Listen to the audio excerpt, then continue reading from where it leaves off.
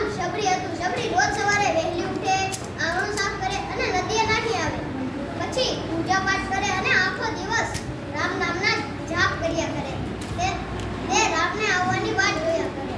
તેને રામના દર્શન કરવાનું ખૂબ જ મન હતું. તેમાં પણ તેને સમાચાર મળ્યા કે રામ સીતાની શોધમાં નીકળ્યા છે અને તે આ બાજુ આવી રહ્યા છે. આ સાંભળી શબરી ખૂબ રાજી થઈ ગઈ. તે દિવસે શબરી વહેલી